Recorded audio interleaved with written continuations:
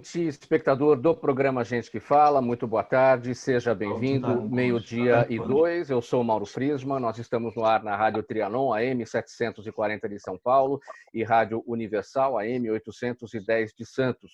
Você nos vê por imagens nas redes sociais, no Instagram e também no Facebook. Inscreva-se no nosso canal no YouTube, ouça os nossos podcasts disponíveis no blog gentequefala.com.br e interaja com a gente. Temos diversos canais, o 973350038 é o número do WhatsApp e, claro, as próprias redes sociais. Marque a gente com a hashtag Programa Gente que Fala. Hoje é quarta-feira, dia de falar de saúde. Por aqui eu apresento, a partir de agora, os nossos convidados. Dr. Edmo Atique Gabriel, cirurgião cardiovascular. Dr. Edmo, seja bem-vindo ao programa Gente que Fala. Tudo bem? Dr. Edmo? Seu microfone fechado.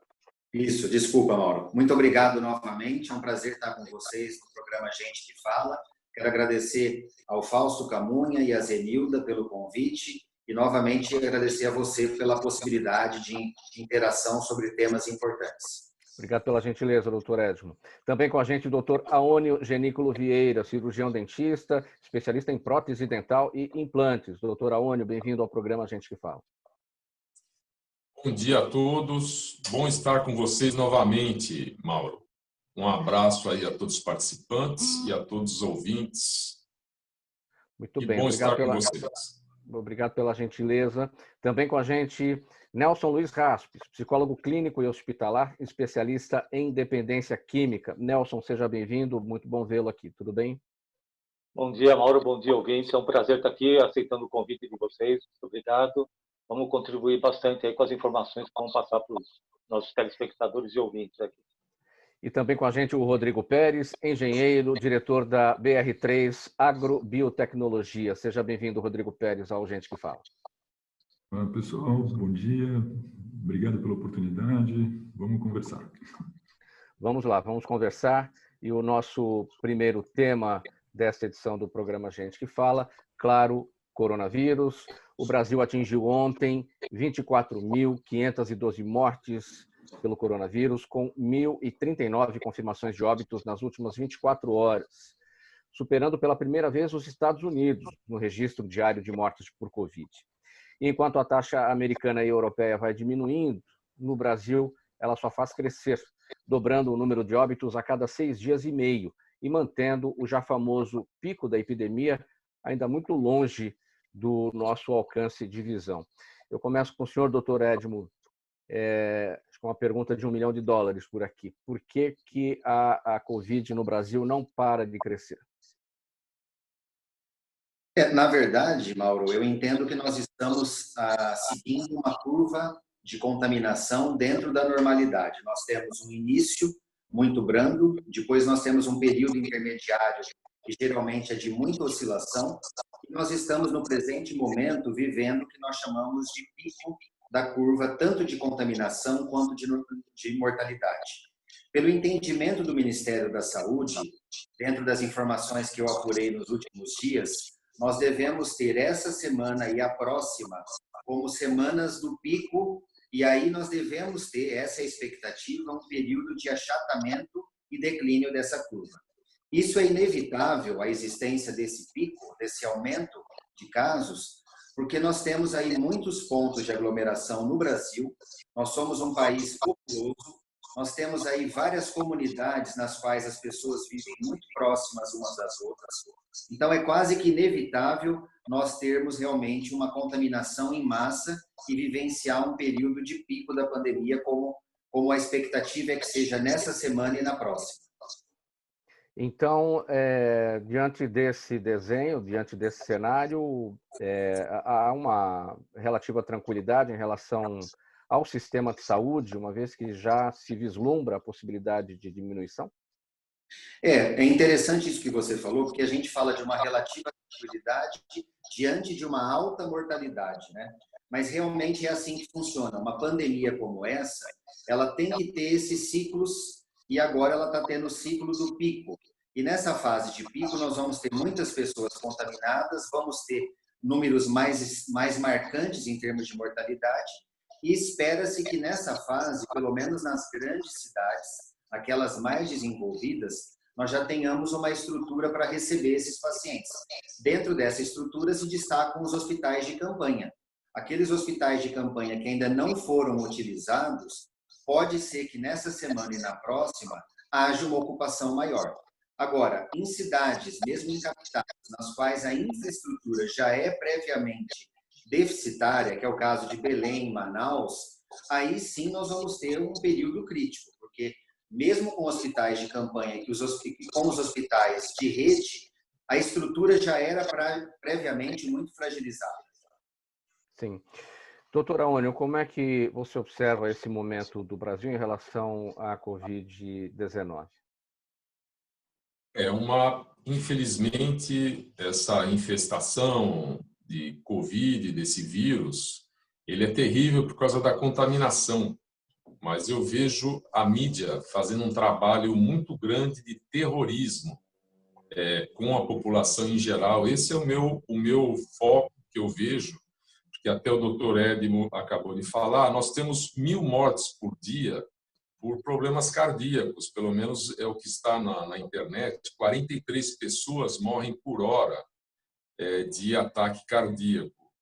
Uma morte a cada 1 minuto e meio. Isso aí não é notificado.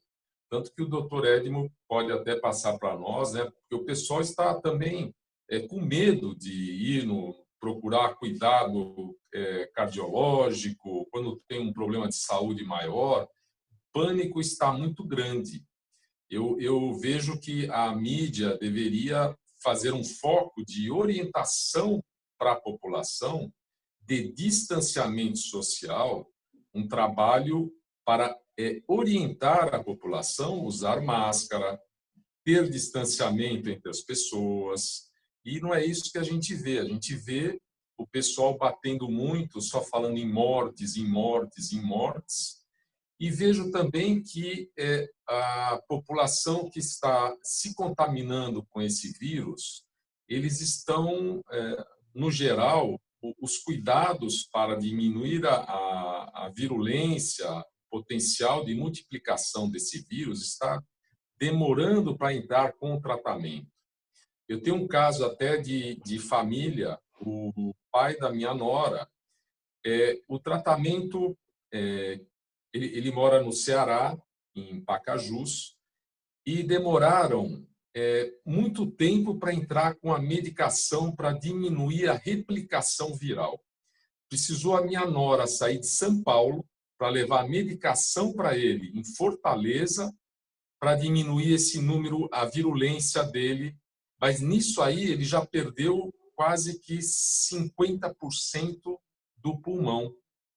Já pegou o pulmão, a parte infecciosa, pegou o pulmão, as células, a infecção bacteriana. Ela chegou lá na sexta-feira. Na segunda-feira, a replicação viral dele já havia diminuído totalmente, acabou a parte do vírus em si, a ativação do vírus. Então, eu vejo que deveria ser feito um trabalho para alertar a população dos primeiros sintomas e procurar cuidados médicos o mais rápido possível. Porque parece-me que os exames para dar positivo demoram muito, e não sei se também tem quantidade suficiente de exames para poder diminuir esse processo infeccioso, que o vírus, o que eu percebo, apesar de não ser médico, mas dentro da área da saúde, ele tem um potencial de multiplicação muito grande. Então, o tratamento para intervir nessa multiplicação tem que ser acho que estão demorando muito para fazer esse tratamento e a população está demorando muito para procurar os cuidados médicos para ser feito o tratamento, para não deixar evoluir essa infecção para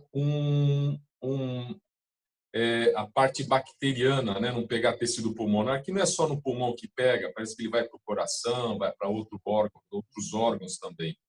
Então, o importante é fazer o tratamento logo no início que aparecem os sintomas. Essa é a minha, o meu ver, né? Doutor Aônio, estaria a população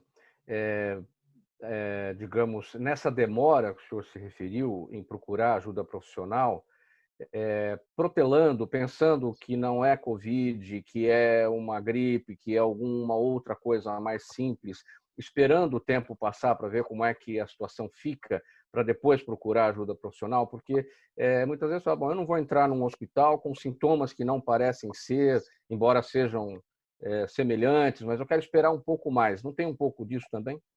Também o medo de procurar o cuidado, de ir no médico, de ir no dentista. Eu vejo aqui, eu estou atendendo parte mais urgência, emergência, e da parte funcional, parte de dor, mas eu vejo uma resistência das pessoas para procurarem os cuidados, né?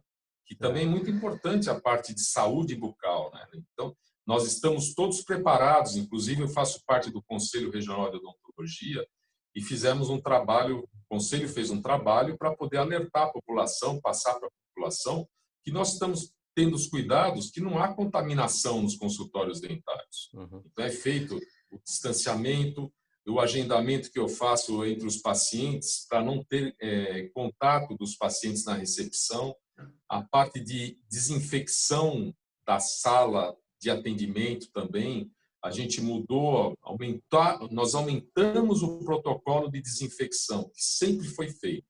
E agora, com o Covid, nós estamos mais alertas ainda para não haver infecção cruzada de paciente para paciente. Então, o risco de contágio no consultório dentário, se os colegas seguem direitinho o protocolo preconizado, não há contaminação nenhuma de paciente para paciente. Então, e acho que a vida da gente tem que voltar ao normal, tem que voltar a parte de trabalho e todo mundo voltar, mas com distanciamento, com orientação para a população e de prevenção entre as pessoas, né? O uso de máscara é imprescindível, o uso de óculos, não só de máscara também, é importante também a parte conjuntiva de proteção. Então, eu vejo isso. Certo.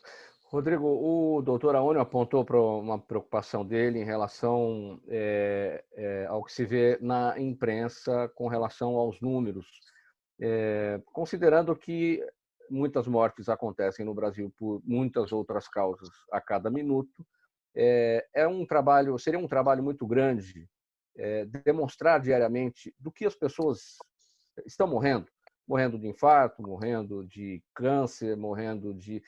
estabelecer o que está acontecendo para poder entender quem a Covid está, de fato, levando a óbito. Olha, eu sou engenheiro, né? Não sou epidemiologista, mas a gente tem acompanhado a nossa experiência no monitoramento dos dados de dengue e outras arboviroses, né?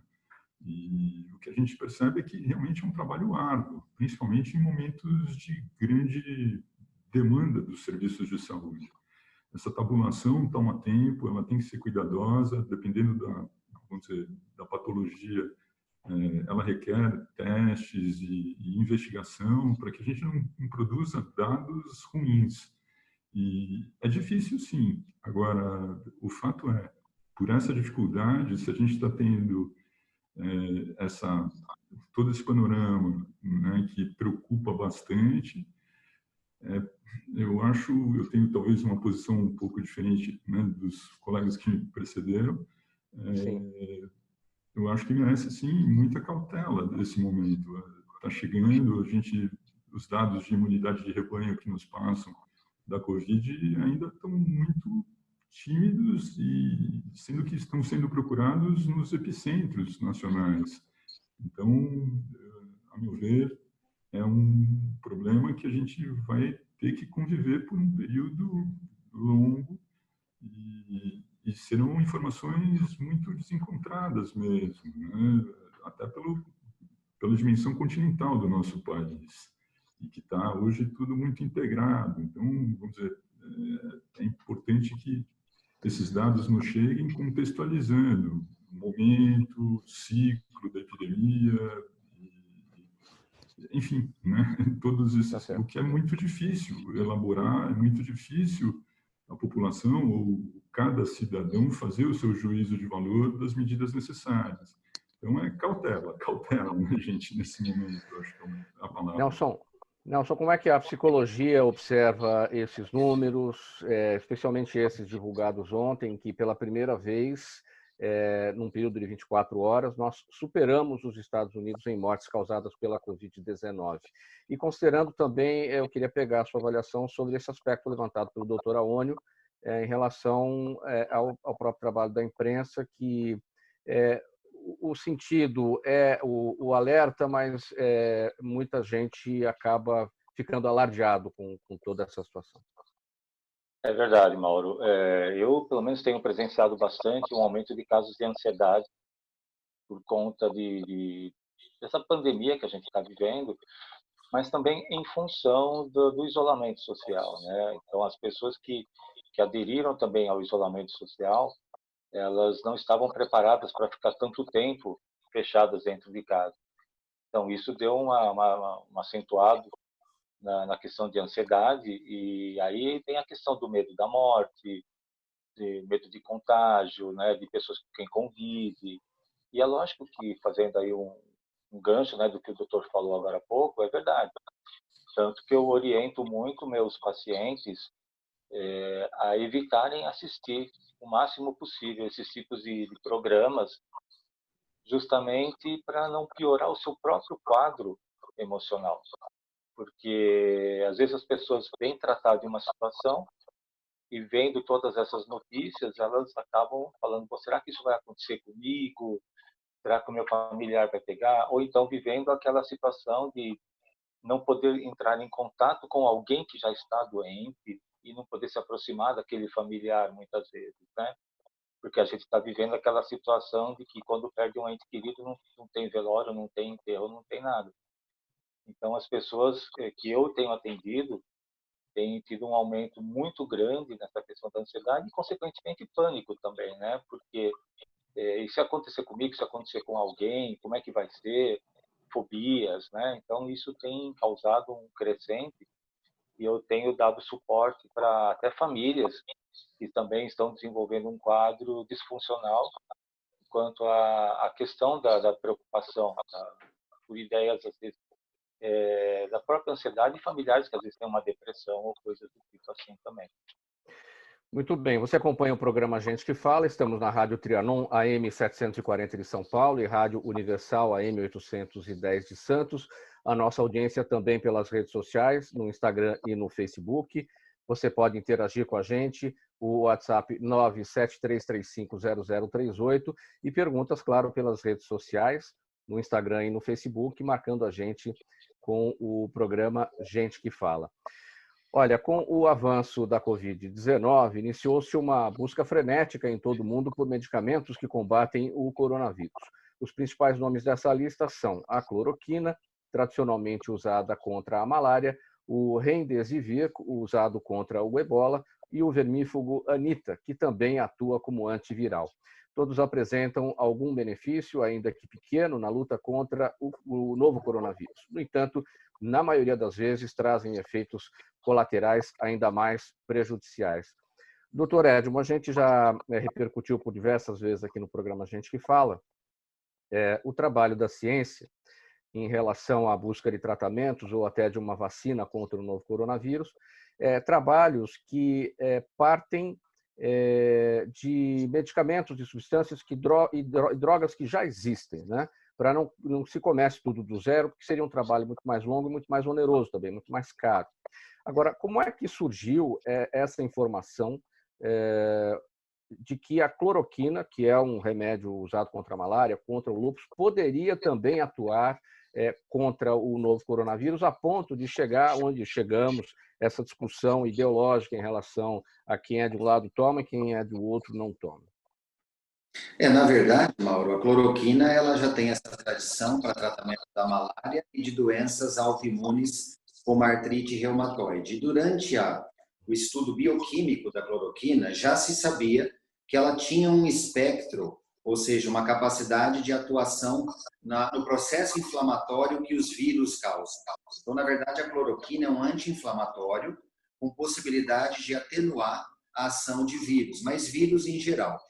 Por ser vírus em geral, especulou-se nesse contexto da pandemia a possibilidade de usar a cloroquina também para o Covid-19, mas da forma como nós sabemos que as pesquisas ainda estão em andamento, algumas mostrando que a eficácia é reduzida, outras apostando que os resultados vão melhorar dessas pesquisas à medida que mais pessoas fizerem o teste experimental com a cloroquina, nós vivemos uma fase de indeterminação.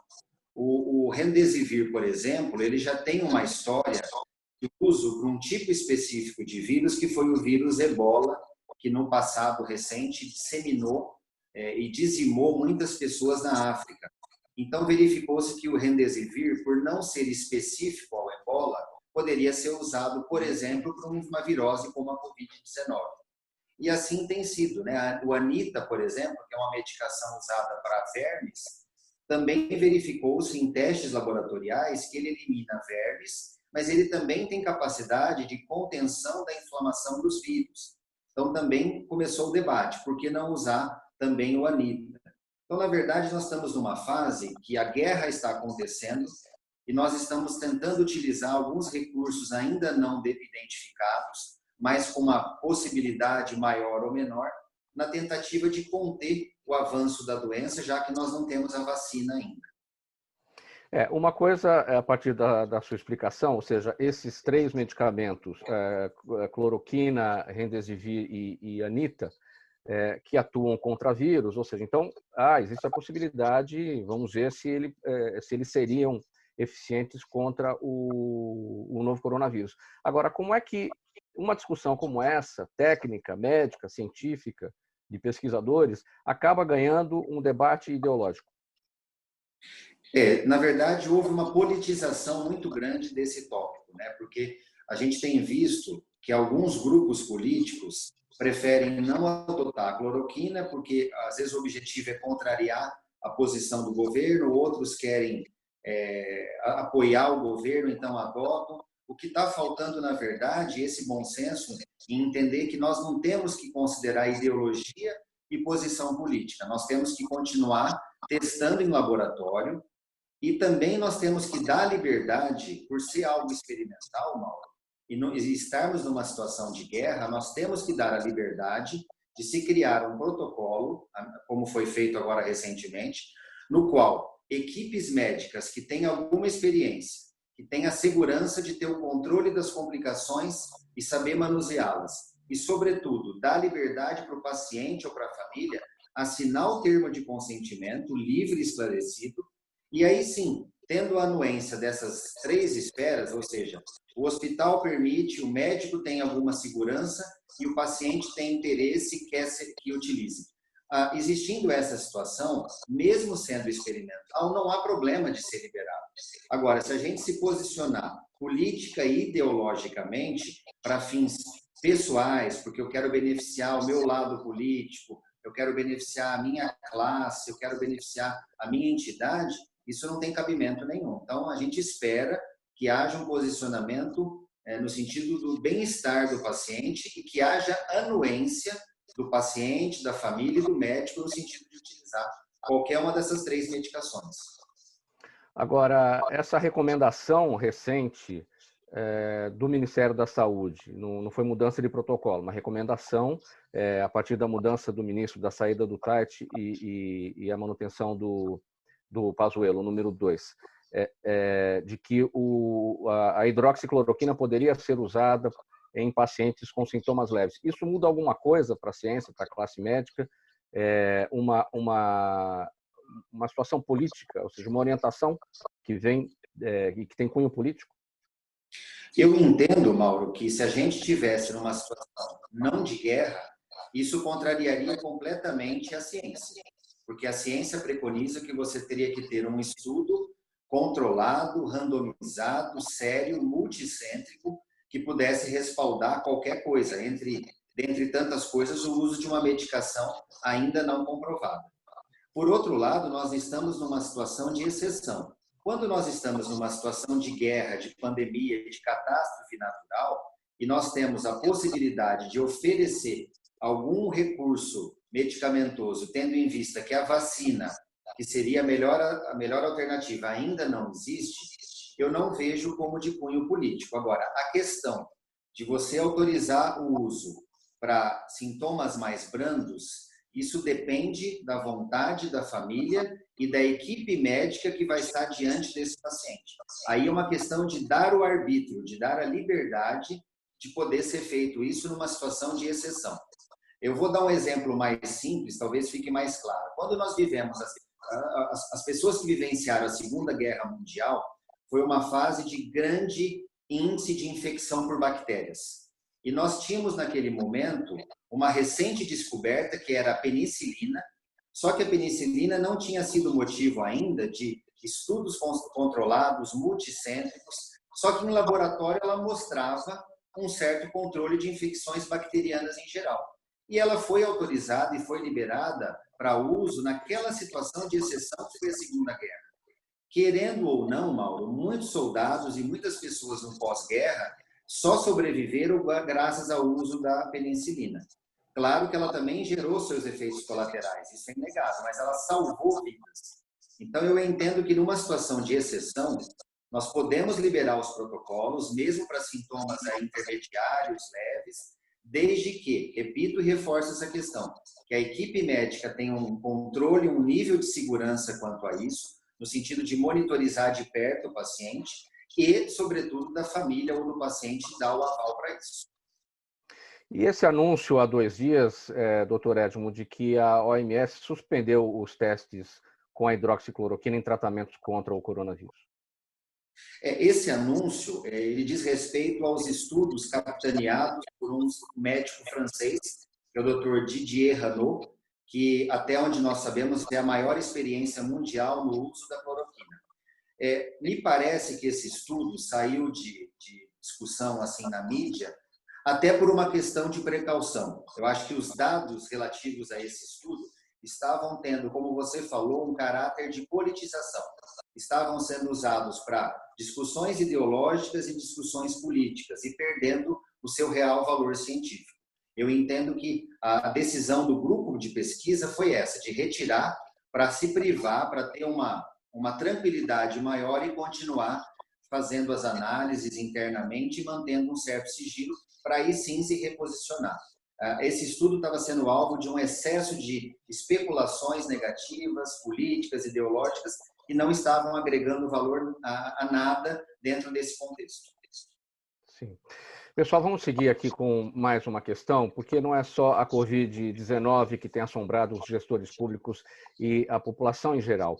A dengue segue crescendo o país afora e já atingiu mais de 500 mil casos prováveis, causando mais de 200 mortes agora em 2020. Sensível a este cenário, a BR3 pretende doar 500 mil de tabletes da biolarvicida Dengue Tec para 500 municípios que estejam enfrentando a epidemia de dengue. E a ideia é evitar, assim, a ocorrência simultânea das duas doenças.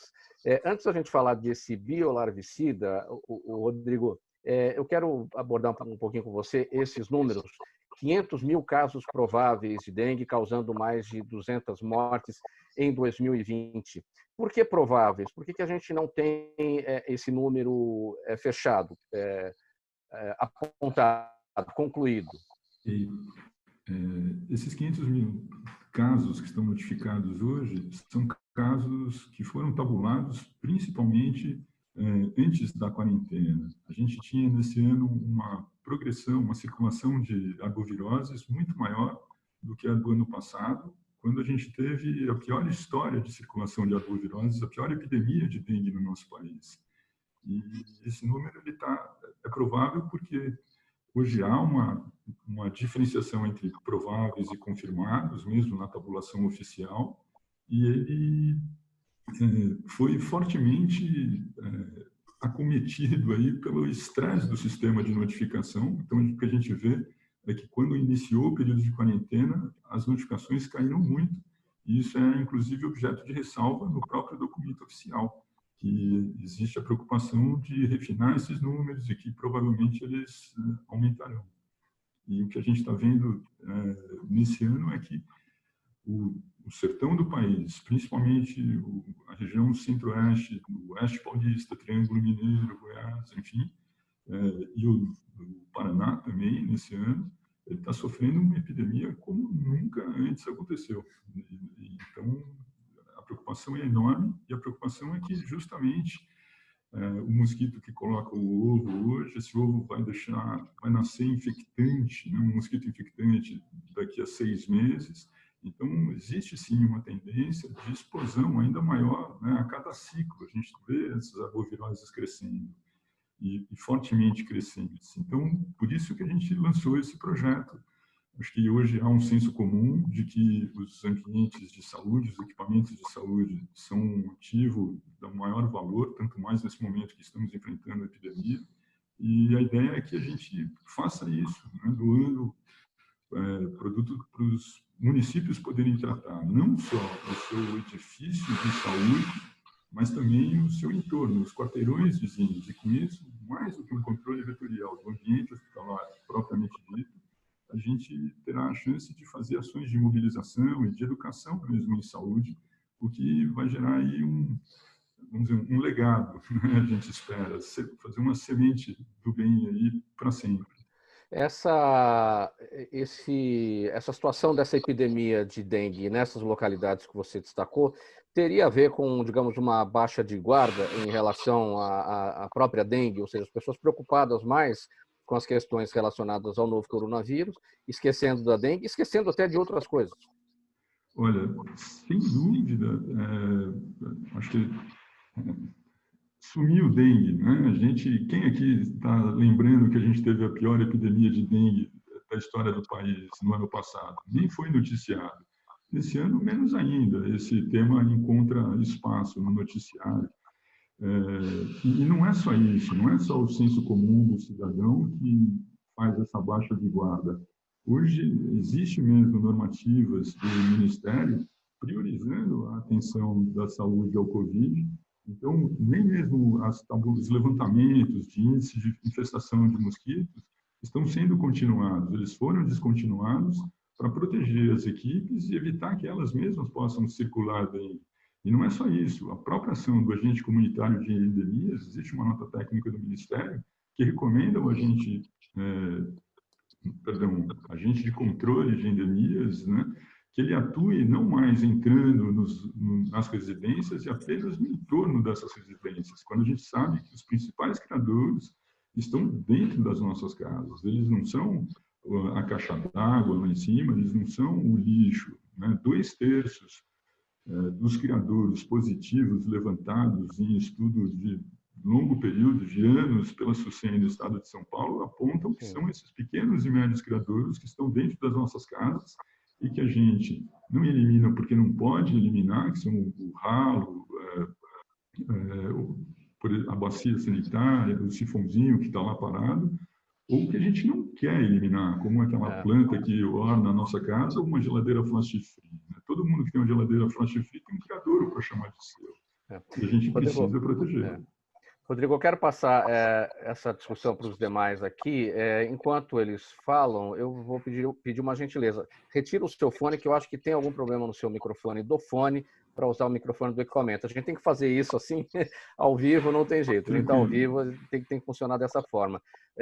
Doutor Edmo, Aone, o Nelson, vocês querem comentar um pouquinho? Até para depois eu voltar aqui a conversa com o Rodrigo? Vocês querem falar a respeito desse tema? Mauro, eu queria acrescentar ao que foi colocado, esse dado é muito importante. A dengue também é uma virose. É importante deixar isso claro. Trata-se de uma virose também, e que não é transmitida por gotículas de ar.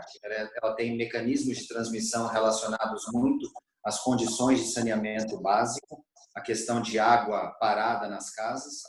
Mas, como foi colocado, o ano passado nós tivemos uma das maiores taxas de dengue no Brasil. E não deixa de ser relacionado também à nossa infraestrutura de pobreza e de baixa infraestrutura de saneamento básico. E isso, atualmente, numa pandemia do Covid-19, isso tem um impacto muito grande também. Nós estamos enfrentando aí grandes disseminações e infestações do coronavírus, principalmente em capitais ou estados onde a qualidade de vida relacionada ao saneamento é muito baixa. A gente tem, por exemplo, um contraste que Curitiba, Porto Alegre, são capitais nas quais a flexibilização está até mais fácil de acontecer, porque nós sabemos que ali a qualidade de vida é bem diferente, o saneamento básico de taxas muito maiores. Então, só queria acrescentar para mostrar que o saneamento e a estrutura urbana têm muita relação com a infestação de viroses. Agora, voltando aqui com o Rodrigo Pérez. Rodrigo, a BR3 Agrobiotecnologia vai fazer essa doação, então, do biolarvicida Dengue Tech para 500 municípios que estão enfrentando a epidemia de dengue. O que é esse biolarvicida? Como é que funciona? Quais os benefícios que essa medida trará? O biolarvicida, ele é esse comprimidinho aqui, né? É um tabletinho que a gente coloca nos pontos onde se acumula água ou onde a água possa se acumular. E esses benefícios, na hora que você lança esse produto, aquele criador ele é transformado numa armadilha contra o Aedes. E ele dura 60 dias. Então, com isso, a gente pode trazer muita gente para cooperar, somando as ações públicas. Ele é um biolarvicida, ele é composto por um bacillus, um micro-organismo do bem. Você vê, a gente está manuseando o produto com mão nua, não requer EPIs, etc. Então, ele pode, sim, ser massificado. E esse bacillus é a única estratégia de controle do Aedes que o mosquito não fica resistente. Então, ele pode ser usado mesmo por anos, ciclos consecutivos e massivamente. E onde isso foi feito de uma forma experimental, houve sim uma redução sustentável de mosquitos ao longo Onde já foi dos feito, anos. Rodrigo? De uma forma experimental em Pernambuco, em 2 cidades, fazendo o uso adensado de 2 armadilhas por casa em 2.000 residências. Onde reduziu pouco, reduziu 78%, onde reduziu mais, 90% de redução da densidade de ovos de Aedes. Então, funciona. O que precisa mesmo é fazer o que a Organização Mundial da Saúde preconiza, de que o indivíduo, a família, trate diretamente esses criadores. Porque se a dengue é uma epidemia que a gente não tem modelo preditivo e ela, quando ocorre, ela é explosiva, não podemos ficar esperando que um Estado esteja preparado para, na hora que explodir isso, ter alguém aí que vai entrar na nossa casa. Somos nós mesmos. A única forma da gente combater essa epidemia somos nós mesmos. E essa ideia, né, desse projeto SOS Saúde é que as prefeituras possam nos solicitar por meio de um hospital, né, que seria uma entidade parceira local, ou uma PAI, e então a gente faria essa ação tripartite, né, de que a gente teria essa entidade parceira ajudando a coordenar esse trabalho de campo, e a prefeitura basta nos escrever. Tem um edital, a gente vai apresentando a ideia qual é, muito simples, muito fácil, e felizmente já está acontecendo uma adesão significativa. A gente lançou o projeto, né, 2 semanas atrás, já tem mais de 10 municípios inscritos, alguns já receberam, já começam a aplicar mesmo o produto na frente. Ok.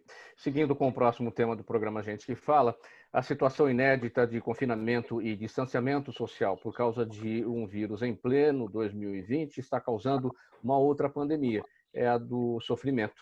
Segundo psicólogos, essa trama atual que inclui o estresse, desconfortos, desequilíbrio emocional, quebra de rotinas e até medo, está causando traumas e agravando problemas como a dependência química.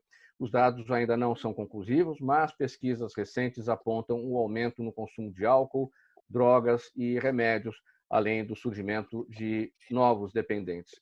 Nelson, você faz parte aí do grupo de profissionais que estão atendendo pelo uso da tecnologia. Os pacientes estão procurando fazer a terapia aqui da mesma forma que estamos fazendo aqui, usando as ferramentas de videoconferência. Tem sido muito grande essa busca? Quais são os problemas que têm sido apontados? Quais são os sofrimentos a partir... você já falou um pouco no início do programa, a partir do confinamento, do isolamento social. Essa questão da dependência química tem tido um crescente, sim. Eu tenho acompanhado alguns grupos que eu tenho acesso, né? Tenho pacientes também com um quadro de adicção, né? Pode ser tanto alcoolismo quanto maconha ou múltiplas drogas. E o que, em primeiro lugar, eu acho que antes de a gente falar da recaída química, também tem a recaída emocional. Isso chama bastante atenção, porque para haver uma recaída química tem que ter uma recaída emocional.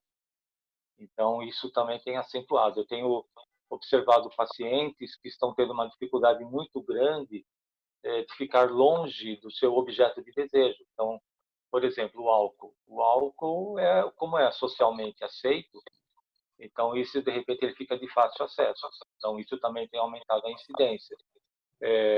Paralelamente, a questão do uso de outros químicos também tem aumentado. Então, eu tenho presenciado pacientes que estão tendo recaídas constantes, porque também muitos deles, Mauro, não estão tendo acesso a grupos de anônimos, que é o sugerido frequentar, e também não querem ou então não querem frequentar, porque acham que vão conseguir parar por conta própria, o que não é verdade.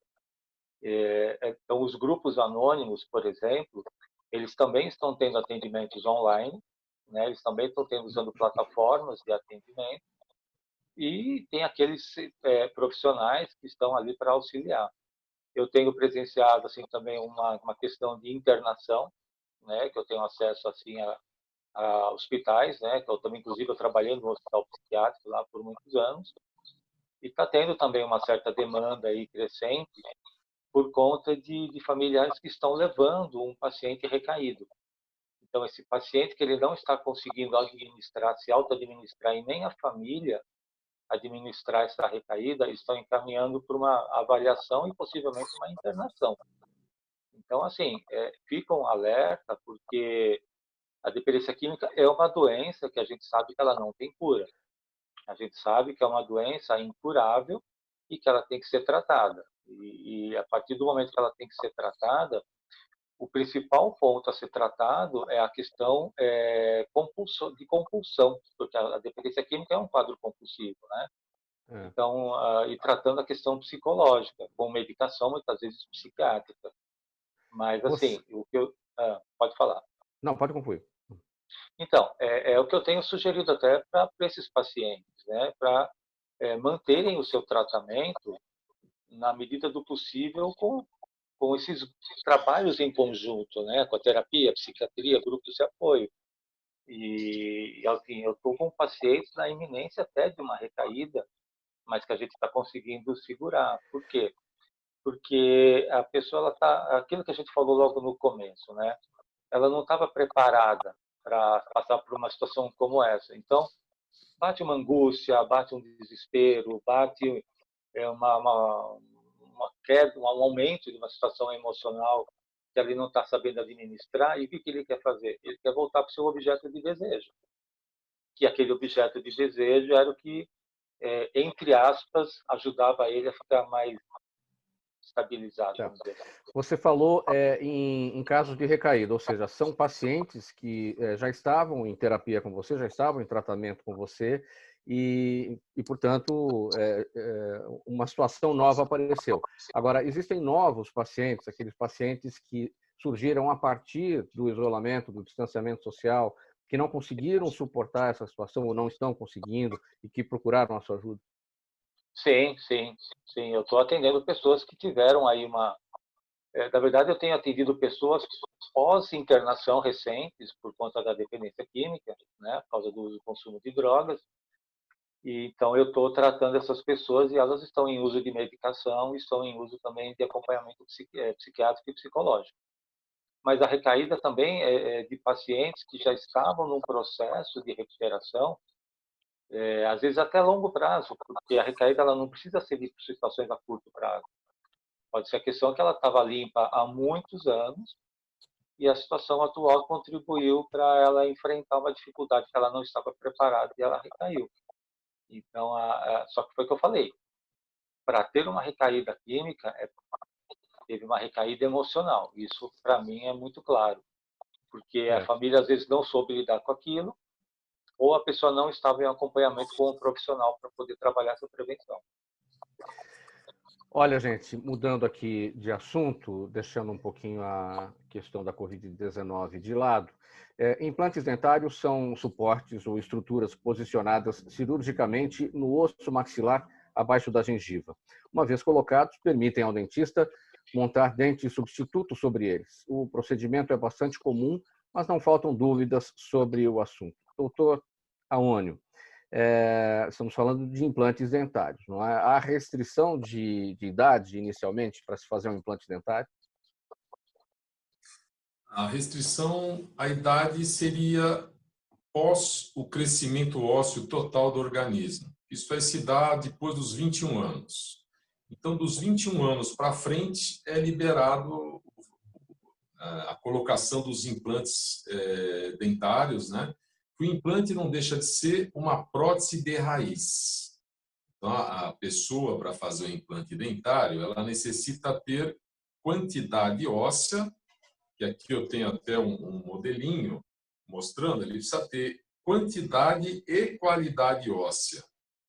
Daí, e também precisa gozar de boa saúde. Então, a idade limite para ser feito o implante é 21 anos para frente.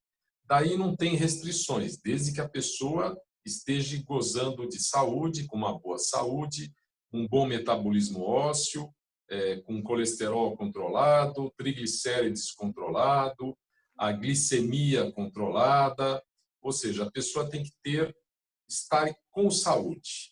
Então, o implante é uma prótese, é um parafuso de titânio, que eu estou mostrando aqui para quem está vendo. Então, é colocado no osso, o implante dentário. A gente aguarda um tempo de pelo menos de 1 mês a 4 meses para ver a cicatrização óssea em torno do parafuso, que é um parafuso que nós utilizamos de titânio, que tem essas roscas. Então, é feita a perfuração no osso. Essa perfuração ela causa uma agressão e vai ter depois uma reparação óssea. Então, a gente precisa aguardar esse tempo de 1 mês, conforme a qualidade e o tratamento de superfície do implante, para posteriormente fazer a prótese. Então, em cima desse implante é colocado um componente protético e em cima desse componente protético uma prótese que vai restabelecer a função mastigatória e a estética para o paciente. Você falou... implante... Opa, pode falar, Mauro. Você falou a partir de que idade, mas não disse até qual idade, ou seja, a partir de 21 anos com o desenvolvimento ósseo, mas até uma determinada idade porque é chegado um momento de perda óssea também. Não, se a pessoa tem boa saúde, eu fiz uma cirurgia, inclusive a uma colega cirurgiã dentista, que ela tem 89 anos. Então, eu digo que não tem idade para ser colocado desde que a pessoa goze de saúde, que tenha qualidade óssea, depende da alimentação, qualidade e quantidade óssea. Então, não tem limites para ser feito. O importante é devolver a função mastigatória para essa pessoa. Só para você ver, Mauro, uma prótese total, que a gente chama de dentadura, ela restabelece 30% da eficiência mastigatória. Ou seja, a pessoa mastiga com a gengiva. Então, ela não tem a força para poder triturar os alimentos. Isso aí traz problema no trato digestório da pessoa, na digestão, porque a digestão começa na boca, na mastigação, triturar os alimentos para mandar o alimento triturado para o estômago. Uma pessoa que usa prótese removível, ela perde 30% de eficiência mastigatória, então ela mastiga com 70%. O implante dentário, ele devolve 98% de eficiência mastigatória. Ou seja, a pessoa vai conseguir mastigar direito. Nós vamos devolver a qualidade de vida para essa pessoa. Porque a pessoa já com uma idade mais avançada, um dos prazeres que a pessoa tem, e todos nós temos, é você se alimentar corretamente, se alimentar bem. É um prazer. Para mim é um prazer me alimentar, comer, né? E o implante devolve isso para a pessoa. Então, tem restrições. Pacientes que fez radioterapia, aí nós não podemos fazer, temos que aguardar pelo menos 5 anos para poder fazer o implante. Pacientes que fizeram quimioterapia, tratamento oncológicos. Então, cada paciente, a gente tem que aguardar, fazer uma análise. Antes de ser feita a cirurgia do implante, eu vejo toda a parte biológica, bioquímica desse paciente para ver se ele está em condições de receber esse parafuso. Bem Então, objetivamente. isso aí vai muito de como está a saúde do paciente. Pacientes já debilitados, aí a gente já não indica fazer, porque ele pode perder esse implante. Porque não existe, que falam, rejeição do implante. O que existe é a saúde do paciente não estar de acordo para poder receber esse implante. Então, nós cercamos toda a parte de análise antes para ser feita essa cirurgia de implante e devolver para o paciente a qualidade, a função mastigatória. Hoje nós temos sistemas de implante maravilhosos, nacionais, importados. É só a pessoa querer fazer. Inclusive, o custo desses implantes baixou muito do que era no começo. Então, é bem acessível a cirurgia e a parte protética, né, em termos de custo para a pessoa. Sim. Bem objetivamente, para a gente partir para as perguntas também, doutor Aônio, do público, qual é o alerta, qual é a orientação que deve ser dado, que o senhor vai dar? Eu vi esses dias um anúncio, implantes em 10 minutos. Eu vi num jornal, numa revista, lá, né, implantes em 10 minutos. Isso existe? Não, não existe. Isso, infelizmente, é uma propaganda enganosa. As pessoas que estão escutando, é muito importante saber a procedência desse implante. Então, todo implante ele tem o número dele na Anvisa. Então, existem fábricas de implante de fundo de quintal. Então, por isso que às vezes as pessoas perdem os implantes, porque também depende da qualidade desse sistema. Inclusive, nós fizemos no Conselho um trabalho muito grande de conscientização, tanto para a população, quanto também para os colegas, para dar a procedência do implante e a rastreabilidade dele depois para o paciente. Cada implante tem um número dele da Anvisa, que a gente passa isso e só deve ser colocado com esse número e passar para o paciente a procedência dele. Né? Nós temos fábricas maravilhosas de implante aqui no Brasil, então não é necessário. O custo dele, esses implantes aí, 10 minutos, isso não existe, isso é um absurdo. Tá certo. Gente, perguntas da nossa audiência, do nosso público, pelas redes sociais, pelas rádios, pela Trianon e pela Universal. Bem objetivamente, pessoal, 30 segundos para cada um. Tem uma pergunta para cada um aqui, vamos ver para a gente resolver todas elas. O Rodrigo, o Pedro Lombardi Filho está no Facebook. Ele pergunta como os municípios fazem para receber a larvicida. E você já destacou o que dá para acrescentar. Ele pergunta como é que funciona, mas você já destacou como é que funciona. Basta mandar um e-mail para a gente, para o e-mail sossaude@br3.ind.br. E a gente vai dar um tratamento aqui em poucos dias, né? Pouco mais de uma semana, a prefeitura vai receber isso pelos correios. Repete o e-mail, por favor, Rodrigo. sossaude@br3.ind.br. Muito bem. Para receber os tabletes do Biolarvicida Dengue Tech. Muito bem. Aqui a Fernanda da Moca pergunta para você, Nelson, quais são os grupos de ajuda como Alcoólicos Anônimos e outros? Ou como os grupos de ajuda, como Alcoólicos Anônimos e outros, estão atuando na quarentena? Muitos grupos estão atuando de forma online também.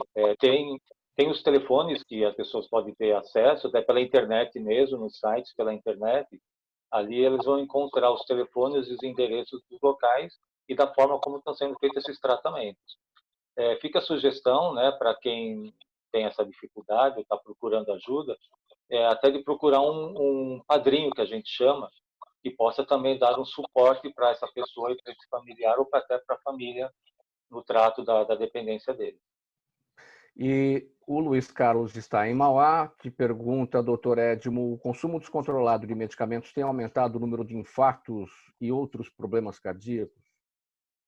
Sim, tem aumentado e a gente recomenda que sempre se use uma medicação com orientação e supervisão adequada do médico, preferencialmente cardiologista nesse caso, Mauro. Doutor Edmo, aproveitando que o senhor está com a palavra, sua despedida, o que fica da nossa análise e suas recomendações finais. Eu quero agradecer novamente pela oportunidade de estar com vocês, procurar passar aos nossos ouvintes e telespectadores que não haja pânico, que haja assim, bom senso, que haja uma consciência do que nós temos que fazer para prevenir a expansão dessa doença e que nós temos aí um otimismo no sentido de, nas próximas semanas, tentar ter resultados melhores em termos de mortalidade e de contaminação. Quero deixar meu site para qualquer dúvida adicional, que é o www.doutorgabrielcardio.com.br. É o doutor, por extenso, gabrielcardio.com.br. Aônio, ainda dá tempo aqui antes da sua despedida, bem rapidamente, acabou de chegar uma pergunta aqui da Silvana, de Santo André. Ela pergunta, depois de perder um dente, devo fazer o procedimento em quanto tempo? Bem rapidinho, e a sua despedida também. Depende, às vezes no dente é feita a cirurgia de implante, remoção do dente e colocação do implante. Depende de quantos tem de osso, a qualidade desse osso e a quantidade óssea. Então, se não tem quantidade, tem que aguardar uns 3 meses para poder ser feito esse implante. Então, pode ser feito ou implante imediato ou tardio, depois de 3 meses. E eu vou deixar meu contato aqui no Instagram, Dr.Aônio Vieira, no Facebook, a página Dr. Aônio Vieira e o site www.aoniovieira.com.br. E estamos aqui na mais paulista das avenidas, Avenida Paulista. Então, um grande abraço, foi um prazer e uma honra muito grande poder participar e cada vez que eu participo do programa, sempre eu aprendo. Gratidão aí aos colegas e um grande abraço a todos. Nelson Luiz Raspe, sua despedida bem rapidinho. Rapidamente, Mauro, só para passar o telefone do Alcoólicos Anônimos, que acho que é importante estar passando isso, que é o 3315-9333. 3315-9333. Esse é o telefone dos Alcoólicos Anônimos. Eu quero agradecer a participação aqui no programa, foi um prazer. Aprendi também muito com os colegas e espero ter sanado aí as dúvidas dos principais aí dos ouvintes. E vocês podem me encontrar nas redes sociais, como Nelson Luiz Rastes, ou no Instagram, como Nelson Psico. Grande abraço, uma boa semana a todos. Rodrigo Pérez, você fecha, a chave está na sua mão. Bom, Mauro, muito obrigado. Obrigado aos demais palestrantes, audiência. É sempre um prazer estar conversando sobre temas de saúde e divulgando o nosso trabalho, que a gente acredita tem um enorme propósito de que cada um possa fazer a sua parte e, com isso, a gente voltar a parecer mais inteligente do que o Aedes. Muito obrigado pela oportunidade. Muito obrigado pela participação de todos. Em nome da equipe do programa Gente que Fala, Dr. Edmo Atique Gabriel, cirurgião cardiovascular, Dr. Aônio Genículo Vieira, cirurgião dentista, o Nelson Luiz Raspes, psicólogo clínico e hospitalar, e Rodrigo Pérez, engenheiro, diretor da BR3 Agrobiotecnologia. Na mesa de som com a gente, o Sérgio Souza, que é também o gerente técnico da Rádio Trianon AM 740. E apresentação minha, Mauro Friesman, pauta e redação Pedro Schiavon, diretora de produção Zenilda Salvato, no apoio técnico da sala de videoconferência o jornalista Ricardo Godoy, direção-geral do programa do jornalista Fausto Camunha. Do outro lado, você, ouvinte, espectador, a razão da nossa presença aqui todos os dias. Obrigado pela audiência. Tchau, tchau, até amanhã.